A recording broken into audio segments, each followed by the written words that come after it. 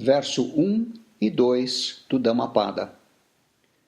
Todas as ações são comandadas pela mente. A mente é o senhor delas. A mente é quem as fabrica. Haja ou fale com um estado mental impuro, que o sofrimento virá em seguida, da mesma forma como a roda da carroça segue as pegadas do boi. Todas as ações são comandadas pela mente. A mente é o senhor delas. A mente é quem as fabrica. Haja ou fale com um estado mental puro, que a felicidade virá em seguida, da mesma forma que a sombra acompanha o seu objeto por toda a parte, sem nunca abandoná-lo. Os 2 primeiros versos do Dhammapada revelam um importante conceito do budismo. Enquanto a maioria das religiões sustentam como uma parte importante dos seus dogmas que o mundo foi criado por um ser sobrenatural chamado Deus, o budismo ensina que tudo o que experienciamos, o mundo e também o eu, é criado pelo pensamento, ou o processo cognitivo de percepções e conceitos originados dos sentidos. Isso também prova que as pessoas que escrevem sobre o budismo estão erradas em afirmar que o Buda não falava nada sobre o surgimento do mundo. No Rohitassa Sutta do Anguttara Nikaya, o Buda afirma claramente que é exatamente nesta carcaça, com uma braça de comprimento, dotada de percepção e mente, que é encontrado o mundo, a origem do mundo, a cessação do mundo e o caminho que conduz à cessação do mundo. A palavra mano é comumente traduzida como mente, mas o Buda adota o ponto de vista do fenomenalismo na controvérsia mente-matéria, que deixou muitos filósofos perplexos ao longo da história. A dualidade mente e corpo é rejeitada pelo Buda. O Buda explica no Sabha Sutta do Samyutta Nikaya que tudo o que podemos falar é sobre as experiências dos sentidos, incluindo o pensamento ou concepção como sendo o 6º sentido. Os termos nama e rupa, traduzidos geralmente como mentalidade e materialidade, não são 2 entidades que coexistem numa relação mútua. Elas são apenas 2 formas de olhar para uma única atividade, chamada experiência. Nama, nomear, é a experiência vista subjetivamente, como o processo mental de identificação de um objeto. Rupa, forma, é a experiência vista objetivamente, como uma entidade que é percebida e concebida através do processo mental de identificação. Mano se refere ao pensamento, ou ao processo mental de formulação de conceitos, que integra e dá significado às diferentes percepções trazidas pelos diferentes meios dos sentidos. Essa experiência significativa completa é Dhamma, vista subjetivamente como identificação de uma entidade e objetivamente como a entidade identificada. Dhamma, que é essa experiência significativa completa, é geralmente vista como sendo uma circunstância agradável ou desagradável. A forma como experienciamos as circunstâncias depende da forma como as interpretamos. Se as interpretamos da forma incorreta, experienciamos sofrimento. Se as interpretamos da forma correta, experienciamos felicidade. Em outras palavras, nossa felicidade e infelicidade dependem da forma como pensamos. O pensamento também cria situações num sentido futurista. Se abrigarmos a má vontade e falarmos e agirmos com má vontade, as pessoas passarão a nos detestar. Seremos punidos pela sociedade e pela lei. Também, depois da morte, renasceremos em um mundo de sofrimento. Aqui, pensamento se refere à cama, ação intencional, e experiência refere-se a vipaka, frutos ou consequências de cama. Por fim, a mensagem transmitida por esse par de versos é: pense errado e sofra, pense correto e seja feliz. Esse par de versos, ditos pelo Buda, expressa a inevitável consequência, vipaka, do bom e mau pensamento. O homem colherá aquilo que plantou, tanto no passado como no presente. O que plantar agora, ele colherá no presente e no futuro. O homem é responsável por sua própria felicidade e sofrimento. Ele cria seus próprios infernos e paraísos. Ele é o arquiteto de seu próprio destino. O que ele faz, ele pode desfazer. O budismo ensina o caminho para se libertar do sofrimento através do entendimento e uso da lei de causa e efeito. O budismo é muito realista e otimista. Ao invés de depender cegamente de forças sobrenaturais desconhecidas, na esperança de felicidade, o budismo encontra o verdadeiro caminho para a felicidade de forma realista. Verso 3 e 4 do Dhammapada. Quem abriga pensamentos de hostilidade, como ele me maltratou, ele me golpeou, ele me derrotou, ele me roubou. Para aqueles que abrigam pensamentos como esses, a raiva nunca será apaziguada. Quem não abriga pensamentos de hostilidade como ele me maltratou, ele me golpeou, ele me derrotou, ele me roubou. Para aqueles que não abrigam pensamentos como esses, a raiva será apaziguada. Esse par de versos revela o princípio psicológico que é a base do controle emocional. A emoção é uma excitação do corpo que começa com um pensamento. Um pensamento cria uma figura mental que, se agarrada, faz surgir a emoção correspondente. Somente quando essa figura mental é descartada e não recebe atenção, é que a emoção se apazigua. O conselho constante do Buda aos seus discípulos era para não retaliarem, mas praticarem a paciência em todas as ocasiões e lugares, mesmo quando provocados. O Buda elogia aqueles que toleram as ofensas dos outros, mesmo que eles tenham capacidade para retaliar. No próprio Dhammapada, há várias ocasiões que mostram que o Buda praticava a paciência, mesmo quando severamente criticado, abusado ou atacado. A paciência não é um sinal de fraqueza ou derrotismo, mas é uma infalível força dos grandes homens e mulheres. O segredo da paciência é mudar a figura mental, ou como a situação é interpretada. Um exemplo é dado no Shantivadi Jataka, onde o monge Shantidavi era o Buda Gotama numa vida anterior.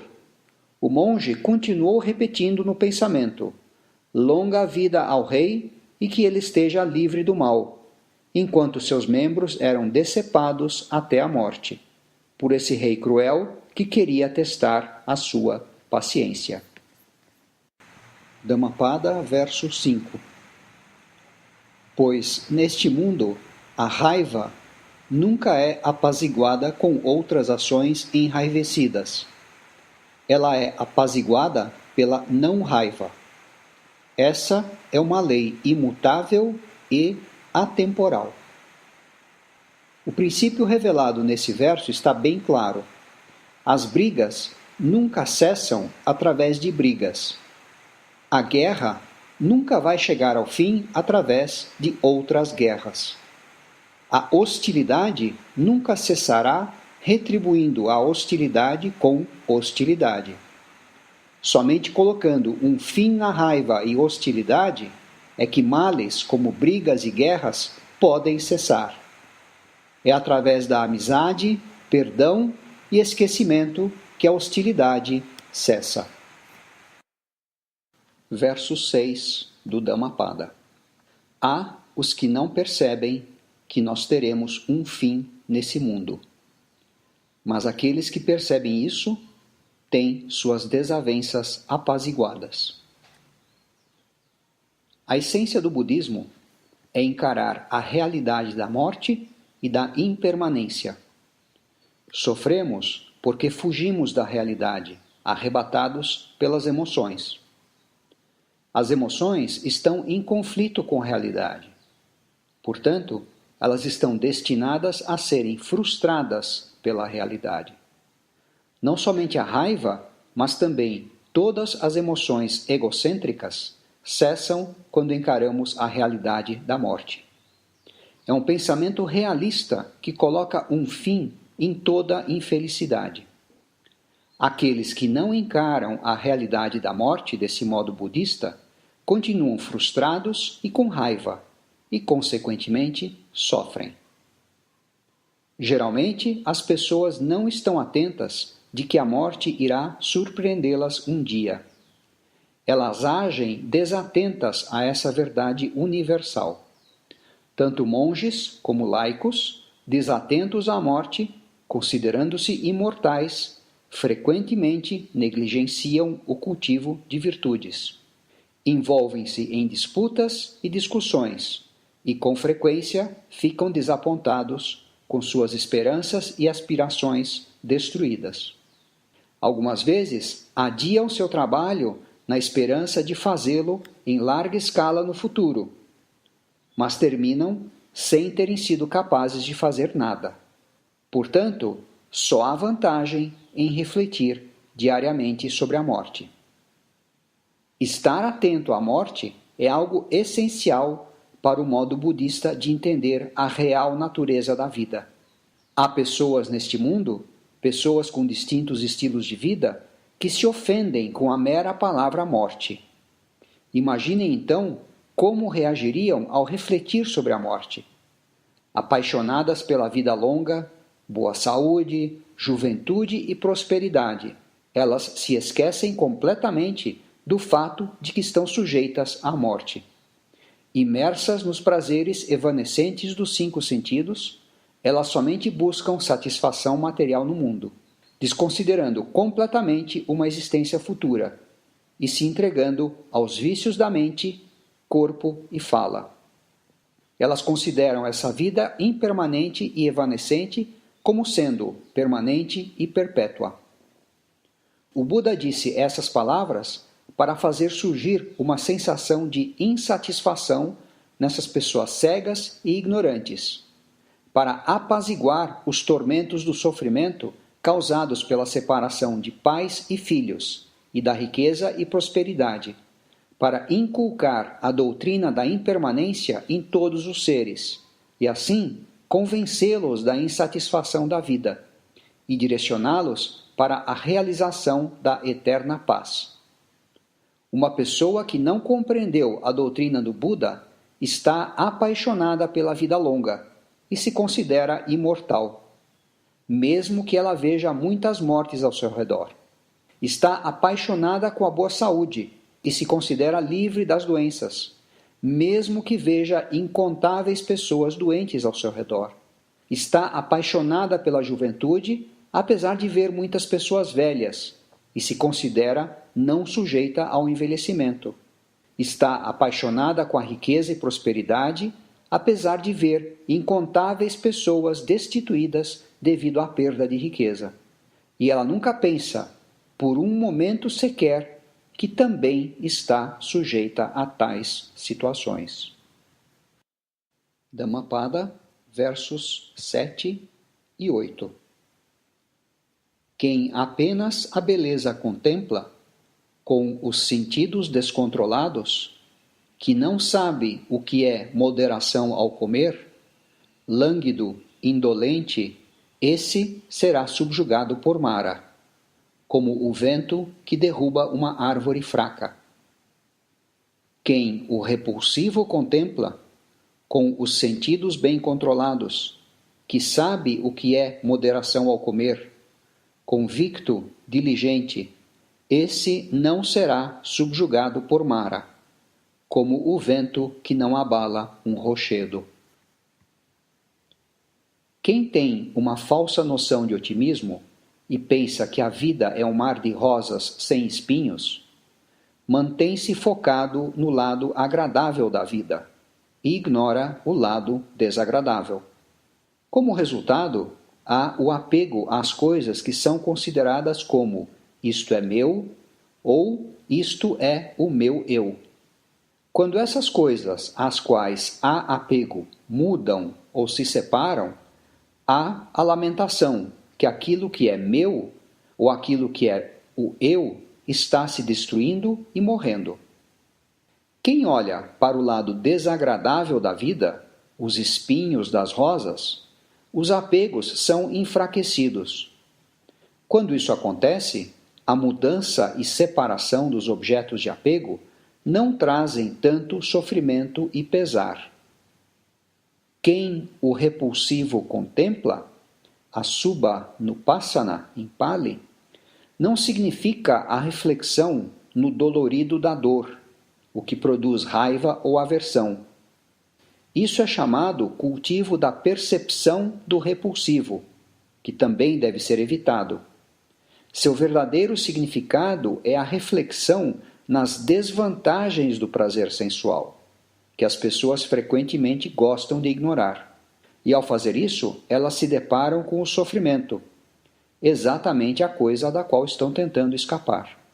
O verdadeiro otimismo não é uma visão unilateral da vida, mas uma habilidade de ver a solução dos problemas na vida. Esse é o otimismo do budismo. Esse par de versos revela o método para encontrar felicidade na vida, através do abandono do apego às coisas do mundo. O primeiro passo é pensar realisticamente. Conter os sentidos é aprender a parar de reagir às circunstâncias agradáveis e desagradáveis com cobiça e aversão. Exercitar o controle de nossos hábitos alimentares e superar a preguiça são coisas necessárias para mantermos a prática de focar a atenção nas coisas certas e então clarificar os pensamentos de apegos às emoções. Dhammapada, verso 9 e 10. Aquele que veste o manto dos bicos, mas que ainda não é livre das impurezas, imoderado e desonesto, ele não é digno do manto dos bicos. Mas aquele que se purificou das impurezas, firmemente estabelecido na conduta virtuosa, moderado e honesto, ele é digno do manto dos bicos. O pano tingido é um símbolo da pureza para um budista. Ele considera como algo nobre esse manto preparado especialmente para os monges. Os budistas se prostram em homenagem àqueles que vestem esse manto. O manto representa a Sangha, que é parte da tríplice joia do budismo: o Buda, o Dhamma e a Sangha. Quando uma pessoa se ordena como monge budista, a pessoa sente que se elevou acima do plano mundano e se tornou uma pessoa nobre. Esse sentimento é reforçado com a prostração dos discípulos leigos. Essa nova autoimagem ajuda a pessoa recentemente ordenada a começar sua nova vida nobre. O leigo também se inspira ao ver e venerar quem veste o manto. Essa veneração ao manto, portanto, é uma parte importante da prática budista. Esse é o porquê de uma pessoa contaminada não ser digna do manto. Se alguém for impuro, vesti-lo é considerado uma profanação. É uma profanação do nobre manto. Dhammapada, versos 11 e 12. Aqueles que dão importância àquilo que não é importante e que não dão importância àquilo que é importante Sustentando pensamentos errôneos, eles nunca alcançarão aquilo que é importante. Aqueles que dão importância àquilo que é importante e que não dão importância àquilo que não é importante, sustentando pensamentos corretos, eles alcançarão aquilo que é importante. Esse par de versos dá ênfase a um conjunto de valores adequado que é essencial para a prática do caminho espiritual. Nossos valores são aquilo que direciona as nossas vidas. A pureza e a riqueza de nossas vidas dependem de nossos valores.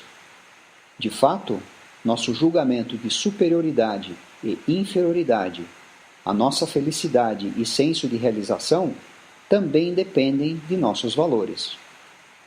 Aqueles que têm entendimento incorreto dos valores também têm aspirações incorretas, e assim eles nunca alcançam as verdadeiras riquezas da vida. Dhammapada, versos 13 e 14. Tal como a chuva penetra em uma casa mal coberta, a cobiça penetra numa mente mal cultivada. Tal como a chuva nunca penetra em uma casa bem coberta, a cobiça nunca penetra numa mente bem cultivada. Os termos chitta e mano são imprecisamente traduzidos por pessoas que escrevem sobre o budismo como se fossem sinônimos e equivalentes. Ambas as palavras são traduzidas como mente. O budismo não reconhece uma entidade chamada mente, ou uma dualidade mente-corpo. O budismo, no entanto, reconhece o processo cognitivo, mano, e emocional, chitta, da atividade psicofísica, que pode ser vista objetivamente como física e subjetivamente como mental. O termo chitta, nesses versos, também pode se referir ao processo emocional, que pode ser traduzido mais adequadamente como temperamento. O termo bhavana também é comumente traduzido como meditação, mas o termo bhavana é melhor traduzido como cultivo. Bhavana é o cultivo e o desenvolvimento do processo cognitivo e emocional que leva à boa conduta e felicidade. Dhammapada, versos 15 e 16. Aqui ele se aflige e no futuro se afligirá. De ambos os modos, o malfeitor se aflige. Ele se aflige e sofre ao ver suas próprias ações prejudiciais. Aqui ele se alegra e no futuro se alegrará. De ambas as formas, o benfeitor se alegra. Ele se alegra e se rejubila ao ver suas próprias ações benéficas. Pessoas que cometem ações prejudiciais estão inconscientes das consequências no momento em que as cometem. Portanto, elas tendem a se arrepender ao ver as consequências daquilo que fizeram. Isso cria pesar. Isso não significa que um ser humano sempre terá de sofrer as consequências dos seus atos, sem qualquer esperança. Se fosse assim, não haveria nenhum benefício em seguir uma vida religiosa. Nem haveria oportunidade para se empenhar pela própria libertação. Nesse par de versos, sofrimento e felicidade no próximo mundo também são mencionados. Os budistas não acreditam que esta vida na Terra seja a única vida e que os seres humanos são o único tipo de ser existente. Mundos de existência são numerosos e os seres inumeráveis. Depois da morte, alguém pode nascer como um ser humano, num estado subhumano ou num plano celestial, de acordo com suas ações. O assim chamado ser na vida subsequente não é o mesmo que seu predecessor, já que ele mudou, nem absolutamente diferente, visto que é um fluxo de vida idêntico. O budismo nega a identidade do ser, mas afirma a identidade do processo. Benfeitor, Katapunho, em Pali, o comentário menciona o discípulo leigo chamado Dhammika, desfrutando de grande alegria no seu leito de morte, porque, durante a sua vida, ele tinha acumulado uma vasta quantidade de ações benéficas. Qualquer indivíduo que recorde uma vida de conduta virtuosa e, em consequência, possa esperar após a morte um nascimento num estado agradável, pode ser descrito como um Katapunho. Rejubilar-se, Modati em Pali, esse é o estado mental de uma pessoa que acumulou uma vida de conduta virtuosa. No fim da vida, ela pode desfrutar de uma sensação de alegria, assim como o discípulo Dhammika, neste verso. Dhammapada, versos 17 e 18. Aqui ele sofre e no futuro sofrerá. De ambas as formas, o malfeitor sofre. Eu fiz o mal, com o remorso ele sofre. E sofre ainda mais quando passa para os mundos inferiores. Aqui ele fica contente, e no futuro ficará contente. De ambas as formas, o benfeitor fica contente. Eu fiz o bem, com serenidade ele fica contente. E fica ainda mais contente quando passa para os mundos felizes. Mundos inferiores, Dugati em Pali, aquelas pessoas que se entregam a maus caminhos, após a morte, nascem em reinos infelizes. Visto que esses estados fazem as vítimas sofrerem, eles são descritos como Dugati. Em oposição aos reinos infelizes, há os reinos felizes, Sugati em Pali. Aqueles que têm uma conduta virtuosa, consequentemente, renascem nesses estados. Com remorso ele sofre, Ida Tapati em Pali. O arrependimento daqueles que lembram com tormento mental as ações prejudiciais que cometeram. Tapati pode ser traduzido como estar em chamas. A lembrança das ações prejudiciais traz um tipo de autotortura que é como estar em chamas. Essa é a situação em que se viu Devadatta. Futuro, Pecha, são os próximos mundos. Uma vez que a pessoa morre, ela nasce em outro estado, que é a vida futura. Ela continua suas atividades em termos de bem e mal que acumulou enquanto estava nesse mundo. Portanto, Pecha implica o que acontece com ela depois. Ainda mais, Bio em Pali, o virtuoso se rejubila nesta vida e ainda mais na próxima vida nos paraísos. Eles se rejubilam lembrando as ações benéficas que fizeram. Dhammapada, verso 19 e 20. Embora alguém recite muito dos ensinamentos, o homem negligente que não pratica é como um vaqueiro contando as vacas de outros. Ele não se beneficia da vida santa. Embora alguém recite pouco dos ensinamentos, mas coloque em prática o Dhamma, que tenha abandonado a delusão, cobiça e raiva, dotado de perfeita sabedoria, com a mente liberta, não se apegando a nada desse mundo ou do próximo, ele, de fato, se beneficia da vida santa. Sahitam, ensinamentos.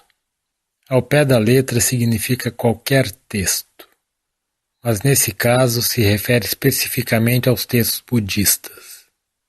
As palavras do Buda estão preservadas nos 3 cestos, Tipitaka. Esse verso enfatiza o fato que a mera recitação das palavras do Buda não vai fazer muita diferença na vida religiosa de uma pessoa, se o buscador da verdade não está preparado para colocar em prática o que está sendo recitado. A realização da vida santa somente é garantida se a pessoa organizar sua vida de acordo com o que foi dito pelo Buda. O esforço da pessoa que meramente recita as palavras do Buda é tão fútil como um vaqueiro que toma preocupação de contar o gado dos outros, enquanto que os laticínios são desfrutados somente por outra pessoa, o dono. Esse verso se refere à pessoa que entende muito dos textos budistas, mas que não pratica o que foi dito. Suvimutta Citto, mente liberta, liberto das emoções. O indivíduo que se libertou do agarrar e apegar realiza a total libertação das emoções. Anupadhyano, não se apegando a nada desse mundo ou do próximo. O indivíduo que colocou um fim ao hábito de agarrar e apegar a este mundo e ao próximo.